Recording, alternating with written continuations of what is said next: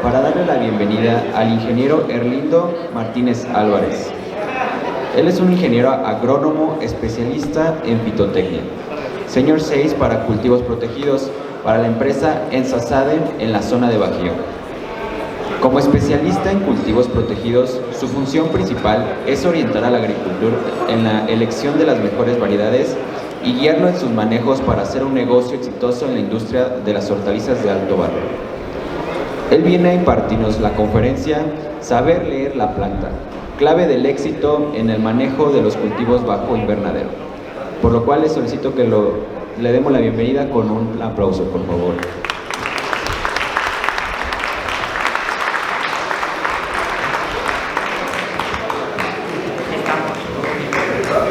Sin duda alguna, estamos viviendo tiempos difíciles en la agricultura.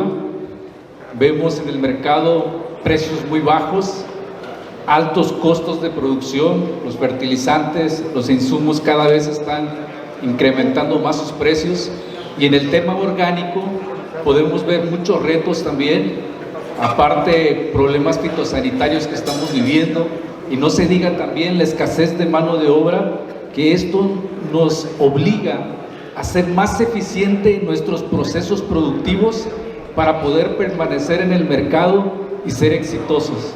Mi nombre es Erlindo Martínez y el día de hoy quiero compartirles esta plática de cómo saber leer la planta, cómo interpretar ese lenguaje de una planta, esos códigos que tiene una planta en el sentido fenológico para hacer un balance adecuado que nos permita potencializar su producción.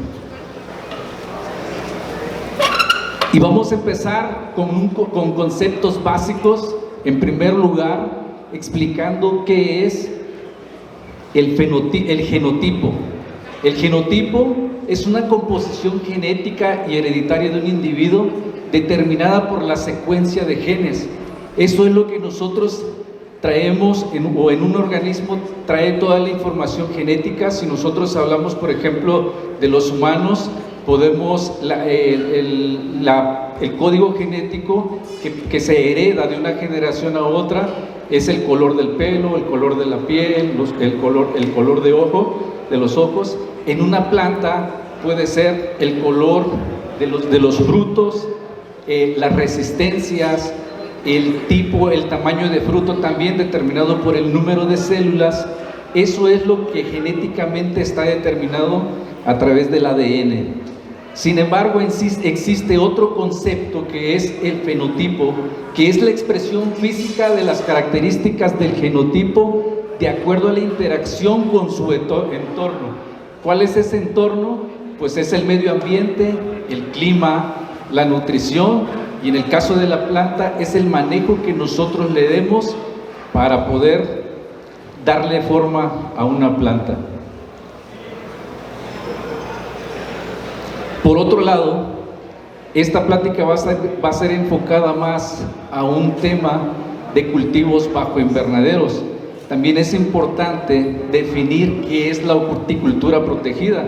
Y la horticultura protegida no es otra cosa más que una agricultura de precisión en donde están involucrados varios factores que tienen que interactuar de una forma optimizada para poder explotar el potencial de las variedades que son cultivadas bajo invernadero. ¿Cuáles son estos factores? En primer lugar, el individuo, las variedades que genéticamente los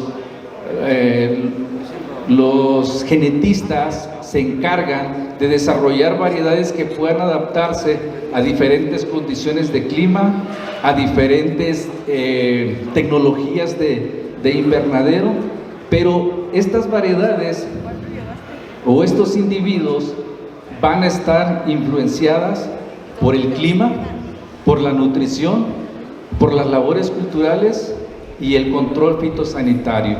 Es bien importante entender que el éxito del cultivo de un invernadero no solo depende de las variedades, sino depende mucho de controlar estos factores. Si uno de estos factores falla, nosotros vamos a tener pérdida en nuestra producción. Cuando decimos que hablamos de una agricultura de precisión, ¿qué necesitamos para que sea una agricultura de precisión? Necesitamos medir. Y aquí empieza todo este show, la importancia de medir. Esto nos va a ayudar a nosotros ser más asertivos para llevar a un cultivo al éxito. Entrando ya en materia de cómo saber leer la planta, la podemos hacer de dos formas. Y la primera es a través de un diagnóstico subjetivo. Este diagnóstico subjetivo está basado en la percepción visual, y esto lo vamos a lograr mucho con la experiencia, ¿sí? Conforme más estemos viendo ciclos con ciclos, podemos entender más un cultivo. Sin embargo, podemos correr el riesgo también de no atinarle. Es como si rompiéramos una piñata, ¿sí? Estamos jugando con una venda a prueba y error, y eso puede ser muy riesgoso. Seguramente sí, en una le vamos a pegar de tantas, pero entonces aquí es donde cobra la importancia este segundo aspecto, que viene siendo cómo saber leer la planta. Sería a través de un diagnóstico métrico, a través de la medición de parámetros.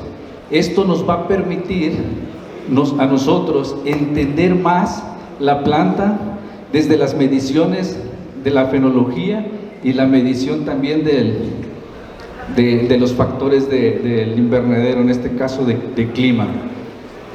Y empezando ya hablando acerca de la fenología de la planta, aquí tengo una clasificación de cómo podemos nosotros empezar a clasificar nuestra planta.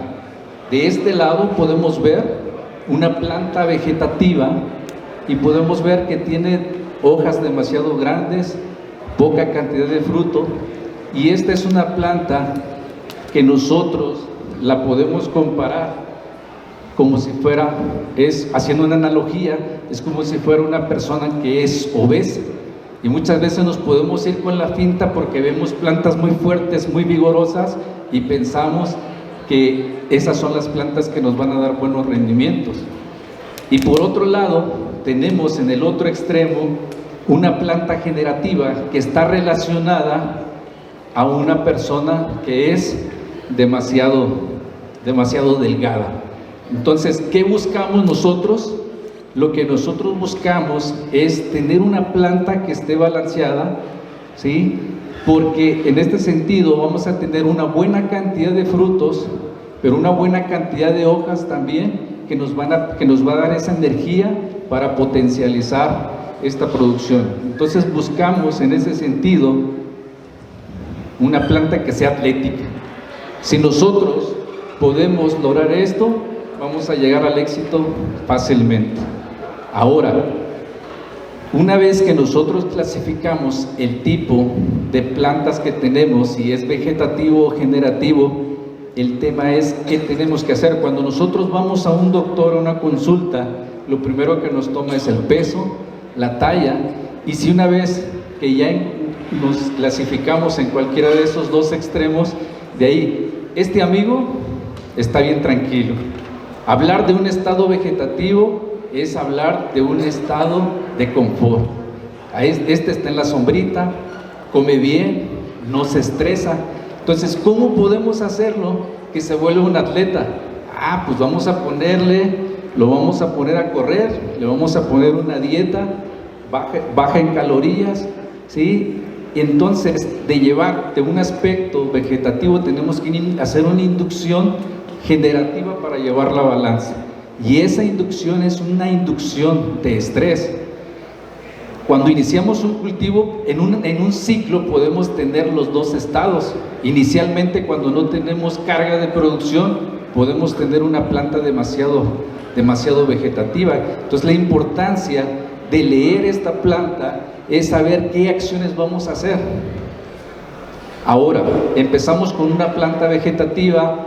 En cuanto empezamos a hacer acciones, empieza a cargar, y después de cierto tiempo, conforme transcurre el ciclo, podemos llegar a tener plantas que estén demasiado generativas, que estén en el otro extremo.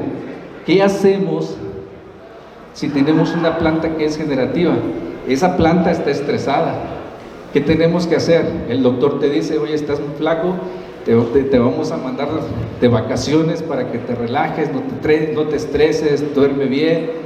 Entonces, y de ahí podemos regresar al estado de balance en una planta. Y en ese estado es donde vamos a encontrar el mayor potencial de las plantas. Ahora, podemos con la experiencia empezar a describir o darnos cuenta si una planta está vegetativa y generativa. ¿Cuáles son esas características? Podemos ver que en la parte apical de una planta, en las cabezas, cómo es esas características. En una planta vegetativa vamos a ver entrenudos largos, entrenudos gruesos y un tallo muy suculento, mientras que en una planta generativa los entrenudos son más cortitos y los tallos son más delgados. Hablando de la floración, podemos ver en una planta vegetativa que no le interesa mucho la reproducción, poca floración y muy por debajo de las cabezas de las plantas. En una planta generativa podemos ver las flores más pegadas al ápice en los entrenudos cortos, flores, muchas flores y de menor tamaño. Los pedúnculos, las uniones entre la flor o el fruto y el tallo, son en una planta vegetativa delgados y alargados. En una planta que está generativa son gruesos y son cortos. Hablando de las hojas, en una planta que es en un estado vegetativo vamos a ver hojas grandes, pálidas, de un aspecto clorótico y suaves. En una planta generativa, hojas cortas, oscuras y muy acartonadas, muy lignificadas. En los frutos, en una planta vegetativa, frutos grandes, pero de mala calidad y con malos cuajes. Y en lo generativo podemos encontrar frutos pequeños, mucha carga y de crecimiento muy rápido. La relación de número de frutos con respecto a las hojas en una planta vegetativa va a ser bajo, vamos a tener mayor número de hojas que de frutos, mientras que en una planta generativa vamos a tener mayor cantidad de frutos. Este diagnóstico nos sirve para poder entender si es vegetativo o generativo, pero muchas veces esto viene siendo un diagnóstico subjetivo y si puede ir un técnico a un invernadero, te puede decir que la planta está vegetativa o media vegetativa, pero lo más importante es medir. Y en ese sentido, aquí podemos ver la escala de cómo se puede presentar un cultivo de pimientos también. Esta parte muy vegetativa, muy generativa, y buscamos variedades de pimiento que tengan un buen balance. Entonces, para poder clasificar a este tipo, en esta escala, para ver si es vegetativo y generativo, necesitamos de rangos para poder determinar cuáles son esos rangos. En el caso de los pimientos, se dice que una planta que está balanceada tiene crecimientos entre 6 y 8 centímetros de longitud, un diámetro de 4 a 6 milímetros, y también es importante medir, podemos medir el número de semanas de flor a cosecha y también podemos determinar los frutos por metro cuadrado. Estas mediciones se tienen que hacer una vez por semana. Se seleccionan cierta cantidad de plantas, de 10 a 15 plantas al azar en el invernadero, y semana con semana podemos estar midiendo estos parámetros que nos van a ayudar a determinar si nuestra planta está vegetativa. Este es el rango óptimo. Si están por arriba de estas unidades, nos dice que es vegetativo, y abajo de este rango nos indica que es una planta generativa. Y ahí es donde nosotros empezamos a tomar acciones que vamos a ver más adelante. En estas imágenes podemos ver también de una forma visual, también hay ciertas señales que nos dan las plantas. En el caso del pimiento, flores grandes y que estén viendo hacia arriba, nos dicen que es una planta vegetativa. Buscamos nosotros, esta es una flor vegetativa, son flores grandes con mayor cantidad de pétalos, e incluso podemos ver aquí, el ovario prácticamente está abierto y vamos a tener malos cierres apicales. Buscamos flores más balanceadas, que son flores medianas y que están mirando hacia abajo, como una especie de campanita. En el caso de los pepinos, voy a mencionar los 3 ejemplos más conocidos en un invernadero, que son los pimientos, los tomates y los pepinos. Esta vendría siendo una escala fenológica para determinar vegetativo y generativo y balance en un pepino, y aquí podemos ver nosotros cómo en esta parte, lo que les comentaba, cuando un cultivo de pepino es muy vegetativo, lo primero que vamos a ver son pedúnculos demasiado largos. La otra es que siempre buscamos flores que estén más balanceadas, que sean medianas y sobre todo que tengan una coloración con un amarillo muy intenso. Podemos ver aquí que hay un problema de una enfermedad que se llama didimela, y este hongo se aprovechó porque había cierres apicales muy grandes y por ahí empezó el problema de enfermedad.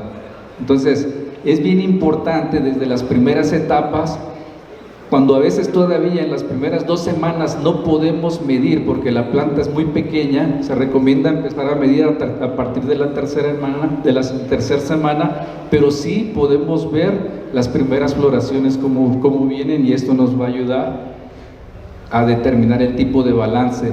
En los pepinos, en los primeros frutos, como la planta no trae carga, podemos ver este tipo de flores que prácticamente no tienen cintura, y lo que buscamos es que siempre se esté marcando esta parte. Esta es una flor más balanceada, que nos va a ayudar a hacer cierres apicales más finos y evitar este problema de enfermedades. Esta es una escala donde podemos ver cultivo de tomates, ya lo veíamos, algunos rangos, me voy a regresar, perdón, pero en esta parte también, del lado superior izquierdo, podemos ver también los rangos óptimos de crecimiento que nos pueden ayudar a determinar el estado fenológico de una planta. En el caso de los tomates, también contamos con estos rangos. Una planta de tomate de forma general crece entre 19 y 22 centímetros por semana, un diámetro de 9 a 11 milímetros y una longitud que va de 39 a 46 centímetros de longitud. ¿Qué buscamos? En algunas características visuales, que las plantas balanceadas tengan un racimo que sea vertical y que sea corto. Si nosotros tenemos racimos demasiados alargados, vamos a ver, si es una planta vegetativa, van a ser racimos que cuelgan muy largos, y por lo tanto la aparición floral se va a tardar más. En este caso buscamos racimos cortitos para tener la aparición más instantánea, que nos permiten mejor los amarres florales. Ahora, después que ya determiné cuál es el estado fenológico de mi planta, cuáles son las acciones que tengo que hacer para balancear mi cultivo. Vamos a empezar con una planta que es demasiado vegetativa. Comentábamos, tienen que ser acciones de estrés. En un invernadero, ¿cuáles son esos estímulos de estrés que nos van a llevar al balance? Una es aumentar la radiación. Vamos a ver ahorita rangos específicos de radiación para entender qué tanto es poquito o qué tanto es mucho. Aumentar la radiación, esto nos va a llevar también de manera automática a subir temperaturas en el invernadero, de manera automática también a mayor radiación, mayor temperatura y menos humedad relativa. Inyección de CO2, aumentar las conductividades eléctricas nos ayuda también, es un estrés. Soluciones nutritivas ricas en cloro en potasio y en sulfato. Aquí no necesitamos nitrógeno, la planta es muy fuerte, entonces en lugar de utilizar nitrógeno, vamos a sustituirla por fuentes que sean sulfatadas. En el caso de la hidroponía, es disminuir el porcentaje de drenaje, disminuir la frecuencia de riegos y labores culturales más a tiempo. Si nosotros hacemos labores culturales más a tiempo, estamos generando un estrés a la planta. Todos estos factores son factores de estrés para un cultivo. Entonces, lo más importante y en la agricultura orgánica es que podemos darnos cuenta que tenemos muchas herramientas para balancear la planta, que no únicamente es un tema de nutrición, y eso es lo más importante. Después, ¿qué hacemos? ¿Qué acciones hacemos si contamos con una planta que sea generativa? Tenemos que hacer ahora todo lo inverso, todos esos estímulos de confort que viene siendo bajar la radiación, bajar temperaturas, aumentar la humedad relativa, no CO2, bajar conductividades eléctricas, y aquí sí, empezamos a hacer uso de fuentes nitrogenadas, e incluso podemos ver aquí, podemos darle unos dulcecitos de amonio también, para que la planta tenga mayor cantidad, se pueda expresar esa parte vegetativa. La otra es aumentar la frecuencia de riego. Si nosotros acortamos los riegos también, hacemos más disponible el agua en la planta y va a llevar una vida más ligera. Aumentar los porcentajes de drenaje, labores culturales mínimas. Aquí sí, si vemos una planta estresada, ni volteen a mirarla, déjenla ahí para que ella se sienta cómoda y pueda hacer esa función de recuperarse. Vamos a ir tocando algunos puntos ya más específicos donde vamos a poder entender más qué tanta cantidad de luz. En el caso de los factores de clima que debemos de tomar en cuenta es la radiación, y en este sentido la intensidad lumínica, la calidad y la duración, las temperaturas máximas, óptimas y mínimas, la humedad relativa, el CO2 y el déficit de presión de vapor. Nada más voy a mencionar algunos conceptos más básicos, pero para esto también nosotros necesitamos ver cuál es ese requerimiento de clima para poder determinar mis acciones que voy a hacer para hacer una inducción, ya sea vegetativa o generativa. Y aquí pueden ver una clasificación del requerimiento de los tomates y pimientos. Podemos ver, hay diferentes formas de medir. Yo puse las más comunes, que vienen siendo que la mayoría en los invernaderos podemos conseguir un luxómetro, y en el caso de los tomates podemos ver que nos demanda un mayor rango de luz a comparación de un pimiento y de un pepino.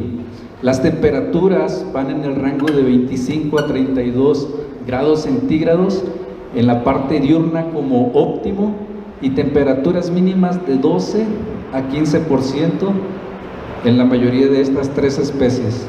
La humedad relativa, buscamos humedades relativas diurnas de un 50%, humedad relativa del 60% para un pimiento y para un pepino, y humedades relativas mínimas de 40%. Abajo de 40% podemos tener alguna afectación en la fisiología que vamos a ver más adelante.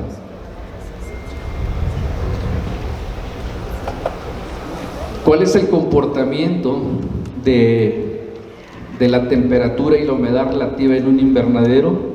Aquí pueden ver un horario de 8 a 6 de la tarde, cómo se comporta la temperatura. En la mañana podemos ver que las temperaturas son frescas, pero conforme el sol avanza hacia el cenit, al centro del invernadero, vamos a ver que es donde vamos a alcanzar la mayor temperatura. Conforme el sol va decayendo, conforme el día va avanzando, la temperatura también va a empezar a descender. Ahora, en este sentido, ¿qué pasa con la humedad relativa? La humedad relativa es inversamente proporcional a la temperatura. En las mañanas vamos a ver altas humedades relativas y conforme el invernadero tiene mayor intensidad lumínica, la humedad relativa va a empezar a bajar. Entonces, aquí es donde empieza el show del manejo de un cultivo bajo invernadero, es entender las condiciones con las que yo voy a empezar a jugar. Y no es lo mismo regar en la mañana, no es la misma cantidad de agua que requiere en la mañana que la que requiere a mediodía la planta y en la tarde. En ese sentido, si nosotros buscamos los óptimos que vienen siendo en temperatura 25 a 32 grados y humedad relativa del 60%, ¿qué tenemos que hacer? En este segundo cuadrante podemos ver que es el cuadrante de mayor, donde la planta puede sufrir un mayor estrés y donde tenemos que buscar nosotros las condiciones ideales para que se desarrolle bien la parte de fotosíntesis y esa parte fisiológica también de mejorar la transpiración y la absorción de nutrientes. Si nosotros han visto, si llegan al invernadero a mediodía, si han visto cómo en algunas ocasiones las hojas empiezan a voltear. ¿Cuál es la razón de que las hojas empiezan a voltear? Seguramente es porque tenemos temperaturas mayores, podemos andar entre 38 y 40 grados centígrados y humedades relativas abajo del 40%, y eso va a hacer que las plantas expongan los estomas a la luz y se cierren. Están transpirando demasiado, están estresadas, que llega un momento en que ya no aguantan más y cierran sus estomas para cuidarse. Pero en este sentido se frena toda la parte de la absorción de nutrientes y de la fisiología, y aquí es donde vamos a tener ya problemas con deficiencias nutrimentales y algunas fisiopatías. Ahora, ¿qué vamos a hacer? Este es un ejemplo de un cuadro de una condición de primavera-verano. En primavera-verano podemos ver las mayores intensidades lumínicas. ¿Y qué pasa en un invernadero? En un invernadero lo que vamos a tener va a ser altas temperaturas y bajas humedades relativas. ¿Qué acciones tengo que hacer para que mi planta, para que podamos poder tener las temperaturas y las humedades relativas óptimas? En primer lugar, tengo que ver qué cantidad de temperatura tengo en mi invernadero. Si tengo 38, 40 grados centígrados, eso me indica que es demasiada temperatura, y para bajar esa temperatura, ¿qué tengo que hacer? Tengo que bajar la intensidad lumínica. Y en ese sentido, ¿qué hacemos? Blanqueamos, pero antes de blanquear, lo que tenemos que hacer es medir la cantidad de luz para ver qué tan agresivos tenemos que hacer con ese encalado. Si nuestra radiación está arriba de 50,000, 60,000 luxes, para poder bajar temperatura tenemos que encalar. Esa es una acción. La otra que podemos hacer es el uso de una malla sombra, que únicamente se utilice en ese periodo de mayor insolación, que viene siendo de 11 a 3 de la tarde, para poder bajar temperatura. Si nuestra humedad relativa está por debajo del 40%, esto nos va a ayudar. ¿Qué tenemos que hacer si la humedad relativa está baja en un invernadero? Lo ideal es cerrar ventanas, pero si cerramos ventanas y nuestro invernadero tiene demasiada intensidad lumínica, la temperatura se va a subir más. Por eso recurro primero al encalado, ¿sí? Y después, ya una vez que tenga el encalado, empiezo a trabajar con ventanas cenitales, empezar a cerrar ventanas cenitales para tratar de mantener la humedad relativa. Con el uso de la malla podemos promover mayor cantidad de humedad relativa. Esto es lo que podemos hacer, pese a que es una malla que es porosa, siempre nos va a ayudar a evitar menos circulación de aire y mantener esa humedad relativa que requerimos. ¿Qué otra acción podemos hacer aquí para incrementar humedades relativas? Paredes húmedas. Paredes húmedas, sí, o foggers poner, pero necesitamos también que la planta empiece a trabajar. ¿Cómo podemos hacer que nuestra planta transpire más? Trabajando con mayor cantidad de hojas. Entonces, otra de las estrategias también es trabajar con las densidades de plantación. Por esa razón es que en primavera-verano podemos nosotros incrementar nuestra densidad de plantación porque buscamos esas humedades relativas óptimas. ¿De qué otra forma puedo hacer una planta más fuerte? Veíamos, es importante el balance fenológico de la planta, pero en este periodo lo que puedo hacer es trabajar con un poquito más de nitrógeno para hacer más área foliar y que eso me ayude a mantener un microclima. La otra es trabajar con mayor cantidad de hojas, y en el caso, por ejemplo, de los pimientos y de los pepinos, trabajamos con mayor cantidad de hojas, casi no se deshojan, solo si vamos a bajar planta, con el objetivo de generar más humedad relativa en esta condición, porque buscamos estas temperaturas y estas humedades relativas. Aquí hay un ejemplo de cómo en las primeras etapas, en las primeras semanas, obviamente la humedad relativa no la vamos a alcanzar, ¿sí? Pero este uso de malla nos va a permitir bajar esa intensidad lumínica, y en esta primera etapa lo que más nos interesa es mantener una temperatura fresca. Los problemas fuertes de Pythium se dan precisamente en las primeras 3 semanas de una vez que se establece un cultivo, y esto se da porque estamos regando demasiado, pero con altas temperaturas. ¿Qué problema nos puede ocasionar las altas temperaturas y bajas humedades relativas en un invernadero? El primer síntoma que vamos a empezar a ver va a ser la aparición de cenicilla. Cenicilla se da en periodos secos. Aquí podemos ver este cultivo de pimientos, cómo esta parte empezó a ser afectada por cenicilla, y una vez que la cenicilla empezó a abarcar, las hojas empezaron a ponerse amarillas y se empezaron a caer. Si observan ustedes en esta parte de arriba, ya se puede ver un área foliar que está completamente sano. ¿Por qué razón pegó cenicilla aquí? Podemos observar, están los postes. Ahí el tractor no pudo conseguir esa distancia, y en lugar de tener 70, 80 centímetros, se fue casi a 2 metros entre pasillo y pasillo. Entonces, entre surco y surco, y esto hizo que esa parte se secara más y que el problema de cenicilla empezara por ahí. Una de las acciones que hizo el agricultor fue poner estas cintillas para empezar a mojar esa parte, y es la forma en que él pudo recuperar esta área foliar acá, generando más humedad relativa. ¿Qué otra fisiopatía podemos tener? Lo comentaba, cierre estomático, falta de absorción de agua y de nutrientes, y el otro síntoma que vamos a ver es la presencia de bloso. En pepinos, así se vería un ataque de cenicilla demasiado agresivo, y muchas veces nosotros pensamos que si deshojamos, porque la cenicilla empieza en la parte basal, si deshojamos vamos a eliminar el problema, y lo que hacemos es secar y secar más el invernadero, y no vamos a poder controlar. Podemos estar aplicando todo el tiempo fungicidas, pero el control no lo vamos a tener. Ahora, vamos a poner otro cuadro, cómo se comporta el clima en un invernadero en otoño-invierno.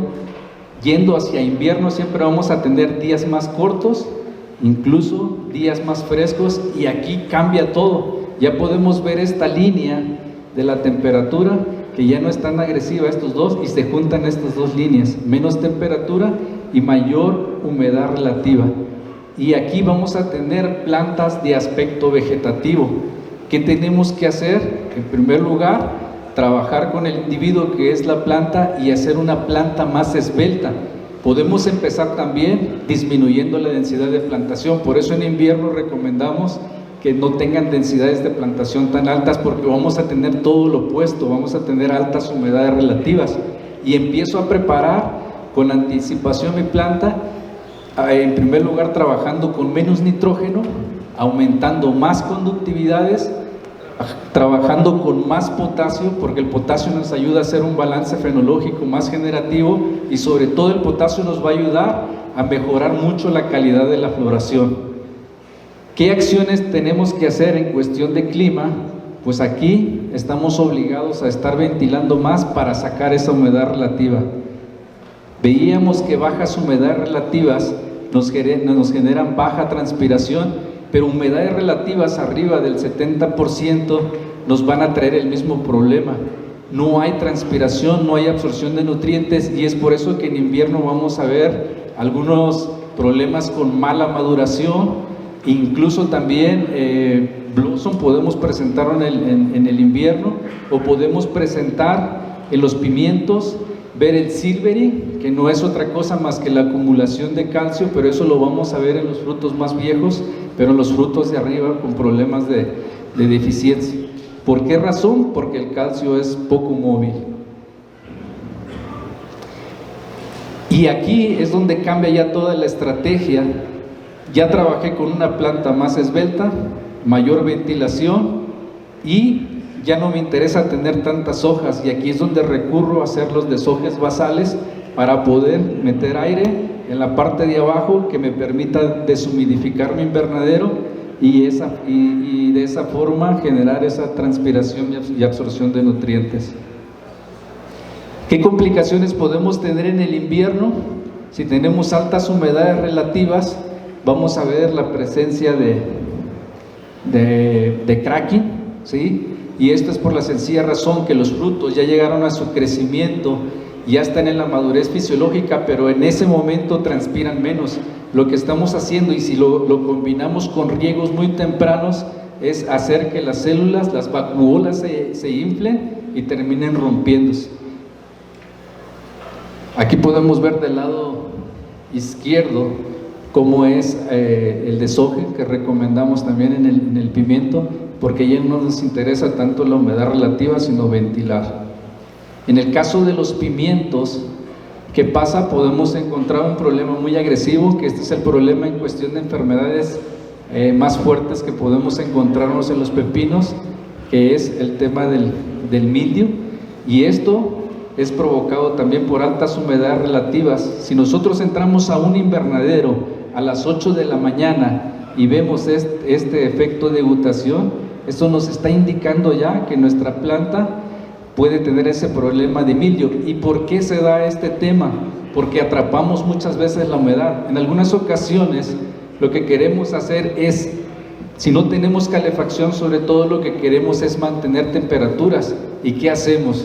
Decimos, ¿sabes qué? Pues cierra temprano los invernaderos, con eso vamos a acumular. Y sí, vas a acumular 2-3 grados que al día siguiente por la mañana, en cuanto aparezca el sol, se van a ir muy rápido, pero te van a dejar un problema: la condensación de los plásticos. Una vez que esa humedad que fue atrapada se enfría, vamos a tener el proceso de gutación e incluso el goteo de los plásticos, que nos van a traer este problema de mildio. En el caso de los tomates, también una enfermedad muy agresiva que podemos provocar nosotros mismos por una falta de ventilación viene siendo la fitóptora, y estas enfermedades son demasiado agresivos que nos pueden devastar muy rápido nuestro cultivo. ¿Cuáles son la demanda nutrimental de las hortalizas? Hablando de conductividades eléctricas, que no es otra cosa más que la concentración de sales.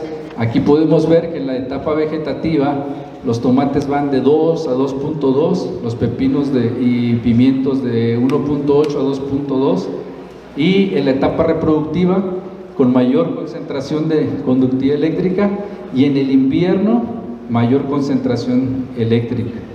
Esto no es una receta, únicamente son referencias. Aquí lo más importante es que si yo, una vez que ya determiné el estado fenológico de la planta, es determinar si está muy vegetativo, aumentar las conductividades eléctricas, disminuir nitrógeno. Y el otro aspecto importante que les comentaba, en el invierno aumentamos conductividades eléctricas porque buscamos plantas más leñosas, pero también va de la mano la disminución de nitrógeno y aumento de potasio. Como un ejemplo nada más, los pepinos no son tan tolerantes a la salinidad, y de igual forma se recomiendan 2 a 2.5 de conductividad eléctrica, y lo que les comentaba, yendo hacia el invierno, es aumentar las conductividades eléctricas. Y no solo yendo hacia el invierno, Ahorita en este momento estamos pasando periodos de días nublados. No podemos seguir regando igual, no podemos seguir nutriendo igual. Si viene un periodo de más de una semana de días nublados, lo que tenemos que hacer es ventilar, y en la cuestión nutrimental es incrementar las conductividades eléctricas y disminuir nitrógeno, aumentar potasio. En cuanto se pase esa condición de días nublados, yo puedo regresar otra vez a una solución normal para estabilizar mi planta. Aquí hay una escala nada más como ejemplo, donde nos dice que una conductividad eléctrica de 2.5 vamos a tener el 100% de los rendimientos, pero conforme se va incrementando la conductividad eléctrica, ya sea en el suelo o en el sustrato, nuestros rendimientos también van a empezar a mermar. Lo más importante aquí es también hacer uso de análisis foliares que nos determinen, y más por este tema, los fertilizantes actualmente por el costo de producción los tenemos que optimizar. Entonces, una forma es también medir el análisis de la savia. Lo podemos hacer con laboratorios, pero también recomendamos el uso de un equipo portátil donde podamos hacer los análisis de peciolo semana con semana, porque si lo hacemos de esta forma podemos detectar nosotros las deficiencias o el exceso nutrimental que nos van a permitir en la nutrición hacer los ajustes para optimizar la fertilización.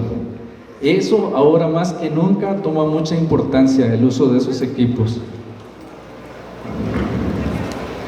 Y bueno, aquí podemos ver una tabla de cómo se puede fertilizar un pepino, ¿sí? Los rangos que van en cuestión de miliequivalentes son de 12 a 14. Esto es lo normal. Si quiero hacer una planta vegetativa me puedo ir más arriba, 16, 18, y vemos cómo se comportan algunos elementos como el potasio, que conforme vamos a cosecha los vamos a incrementar, pero eso también depende mucho de qué balance fenológico queramos hacer. Y por último, lo más importante de todo esto es, como les comentaba, es medir fenología, medir los parámetros para hacer las inducciones, pero lo más importante es, si esa información nada más la tomamos y no la sistematizamos, a final de cuentas es únicamente perder el tiempo, porque ponemos nosotros como técnicos tenemos un mundo de información, pero si no podemos hacer esta correlación, de nada va a servir. Entonces, ¿qué es lo que están haciendo actualmente algunos agricultores? En una hoja de Excel están metiendo todos los datos, número de invernadero, la fecha en que se hizo el monitoreo, el estado fenológico.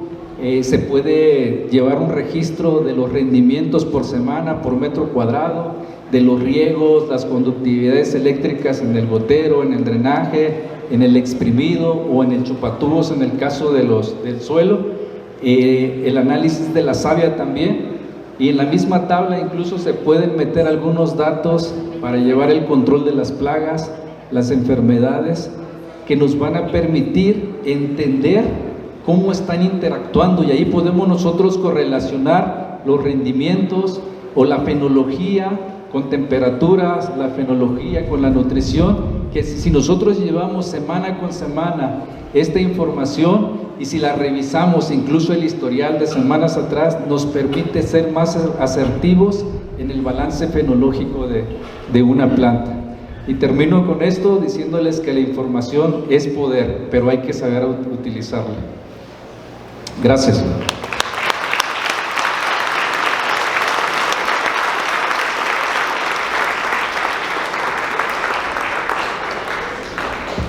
Pues pasamos a la sección de preguntas.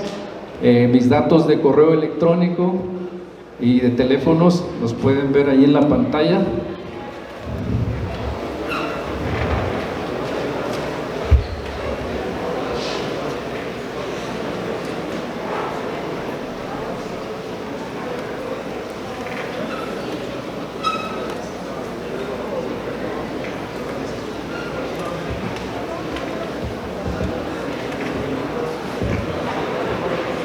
Sí, si alguien tiene algún comentario, una pregunta, con gusto.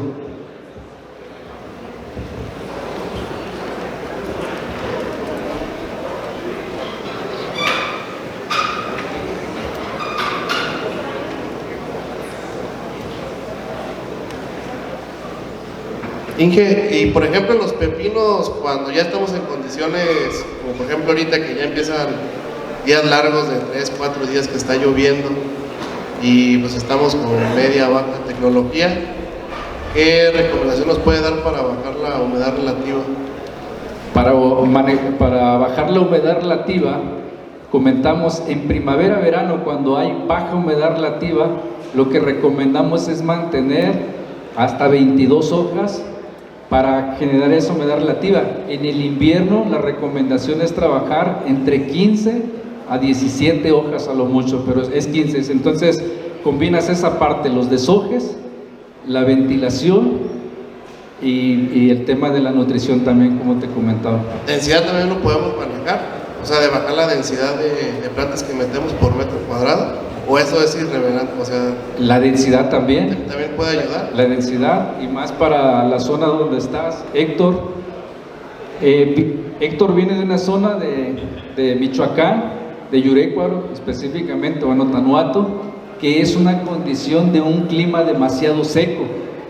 Entonces ellos en primavera-verano lo que hacen es incrementar su densidad de plantación y manejan hasta, hablando de pepinos persas, se van hasta 35,000, 34,000 plantas por hectárea. Sin embargo, ya en el invierno esa densidad por los días cortos nos van a generar ese problema. Entonces la recomendación es que en la segunda etapa, tienes 3 etapas de plantación. La primera etapa en orgánicos, en pepinos, se hace en la fecha de febrero o marzo, que vamos a condiciones de alta luminosidad, y ahí específicamente van algunas variedades que se adaptan más. Después vamos al clima de transición, que son plantaciones de mayo-junio, donde nos vamos a encontrar días nublados. Desde ahí ya debemos de empezar a bajar densidades de plantación, y la última plantación, que es en octubre y noviembre, con mayor razón quedarte en un promedio de 25,000 plantas. Muchas gracias, Inge.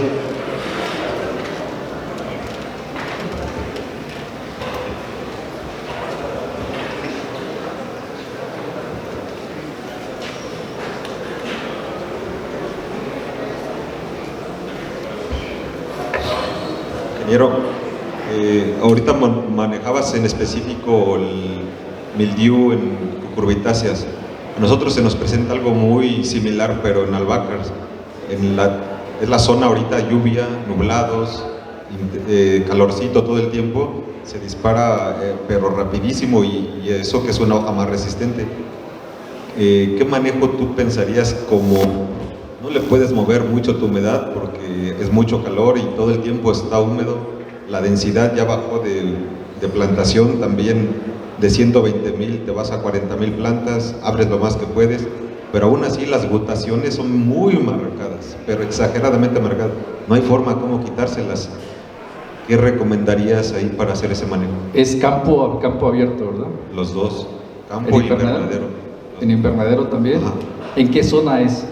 En Morelos y Guerrero. Morelos y Guerrero, que es prácticamente, es una zona de temperaturas, pero es un clima muy húmedo. Te soy sincero, realmente desconozco yo el cultivo del albahaca, pero de alguna forma tendríamos, no sé si, obviamente en invernadero ventilar, modificar lo que decíamos, la nutrición, pero no sé si actualmente buscar una variedad que sea más resistente. Justo en este ciclo que va acabando, la de campo, la que era más resistente, entre comillas, fue la primera que se acabó, y la menos resistente aguantó más. Okay.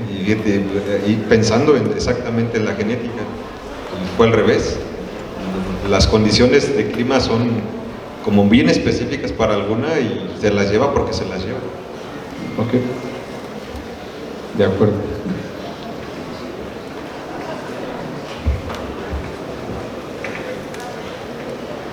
Una consulta, tenemos conductividades altas y eso nos crea problemas.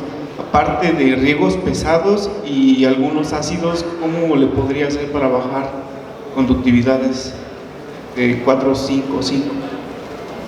¿Tienes, en qué cultivo es? ¿Perdón? ¿En qué cultivo es?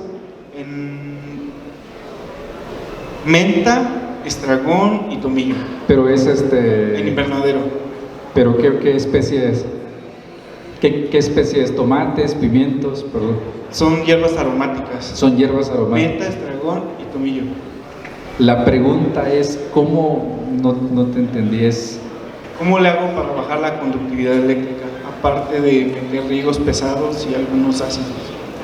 Para bajar la conductividad eléctrica en el sustrato, En suelo. en suelo. Sí. Ok. Bueno, aquí hay que determinar cuánto tienes de conductividad eléctrica. De 4, 5 a 5. Es demasiado Sí. alto. Deberías de tener una planta muy generativa, muy leñosa, y eso te ayudaría o evitar problemas de cenicilla, como mildio, como lo comentabas. ¿Qué podemos hacer en un suelo que es sódico? Aparte de lo que tú dices, aplicaciones de ácido o de lavados, es utilizar algo también de sulfato de calcio, yeso, pero eso lo tienes que hacer previamente en el cultivo. Puedes aplicar cierta cantidad de yeso, después inundar para atrapar el sodio y lavarlo.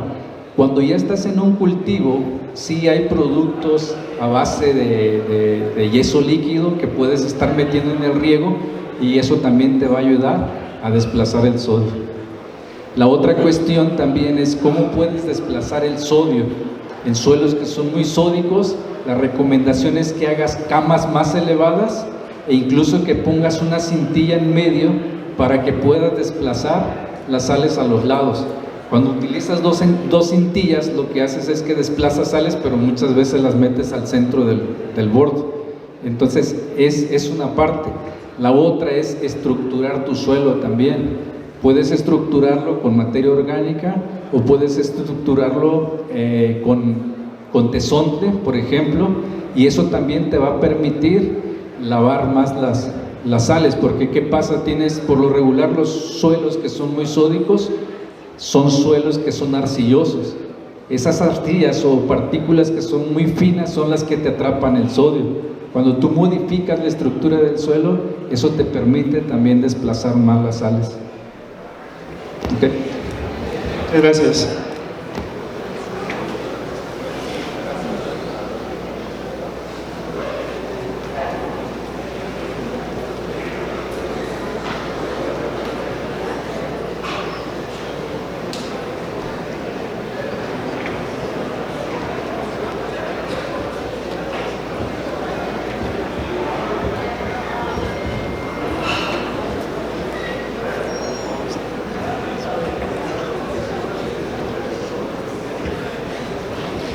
Hemos finalizado la serie de preguntas, por lo cual le agradecemos al ingeniero Erlindo Martínez Álvarez por su valiosa participación en este foro, a lo cual le entregamos un valioso reconocimiento por su gran exposición.